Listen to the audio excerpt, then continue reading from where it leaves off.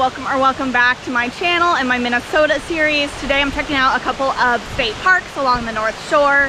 First up is Gooseberry Falls State Park, which is gorgeous and super nostalgic for me because, like I said in a previous video, my grandma lives in Two Harbors, which is just south of here, and we used to come to Gooseberry Falls all the time as kids and climb around on the rocks and play in the water. It is great.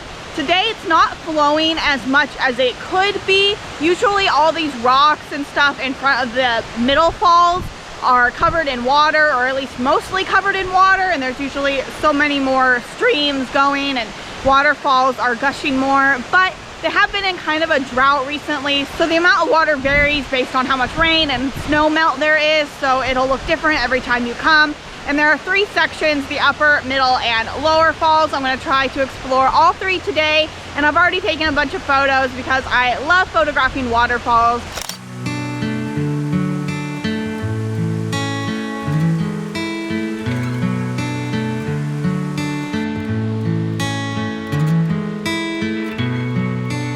I've always been so obsessed with these tree roots. They're so cool looking.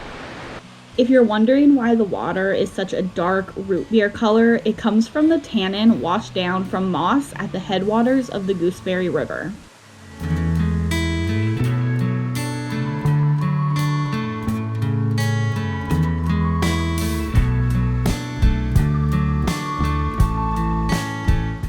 The great thing about Gooseberry is that there's a lot of swimming holes to check out. Even if you just go down from like the main middle falls down to the lower falls, there's a ton of different spots where you can swim and get in the water.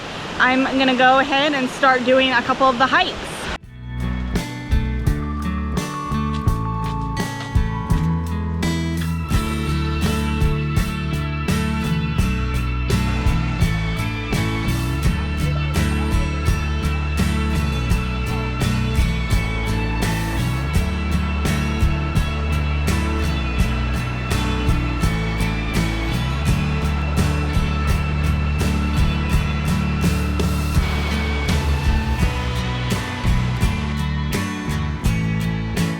I was hiking up to this overlook, but part of the trail is closed. There's still a nice view though.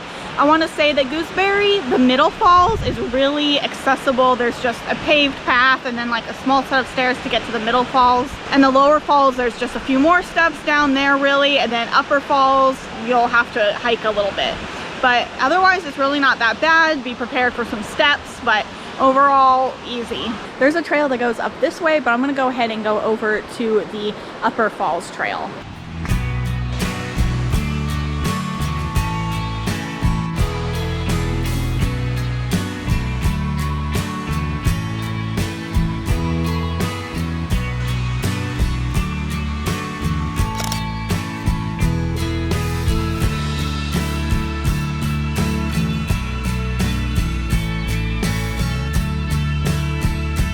The hike to the upper falls wasn't as long as I remembered it, and it was really easy. This is another gorgeous waterfall. The entire park is amazing, lots of trails and waterfalls, and you can see Lake Superior out there. It is definitely a must-do when you visit the Minnesota North Shore.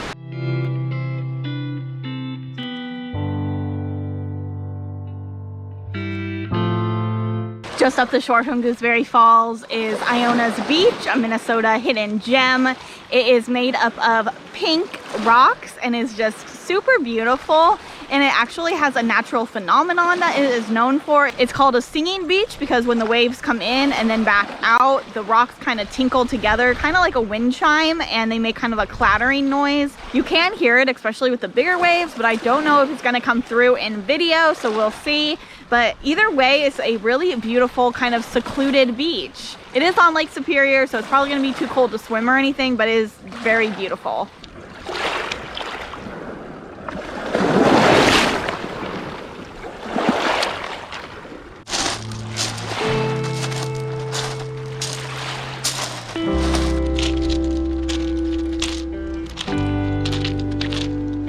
Well, I ended up sitting down by the water for a while, just listening to the waves and throwing rocks in the lake and thinking about how I don't want to leave Minnesota. This is actually my last day and I'm really sad to go home, but I know that it's time. I've been up here for 3 weeks and it's been an amazing trip, but I do wish I could just stay forever. This isn't my last Minnesota video though. I'm not posting them in the order I filmed them, so there are more adventures from the North Shore coming. I've now come to Split Rock Lighthouse State Park and I'm excited to photograph the lighthouse and explore the grounds.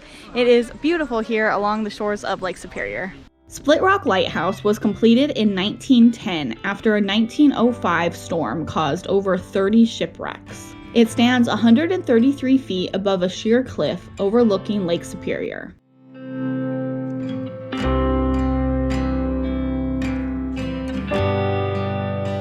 The lantern features a Fresnel lens manufactured in Paris, which originally used kerosene oil. It was later electrified in 1940 with a 1,000-watt bulb. In 1969, the lighthouse was decommissioned. After climbing the lighthouse, you can visit one of the lighthouse keeper's houses, which is full of period furnishings.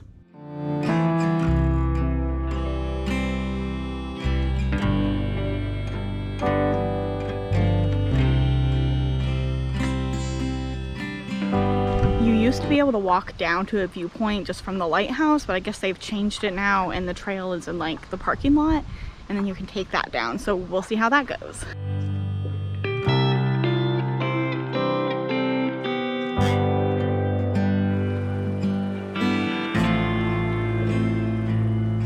I didn't bring my tripod because I didn't want to carry it, but now I wish I had it. C'est la vie.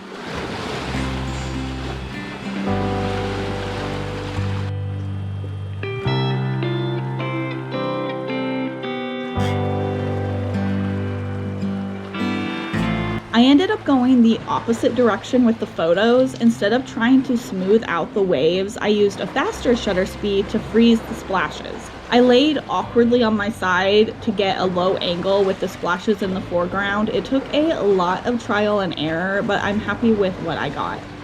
I'm having fun taking photos, but these little splashes are not working for me. Now that I've taken hundreds of photos of the lighthouse and the water gushing up around the rocks down here, I think I'm gonna finally head back to my grandma's house because I am hungry. It is after 5:30. So this is gonna be the end of the vlog. I wanna say thank you so much for watching. Don't forget to like and subscribe and I will see you next time.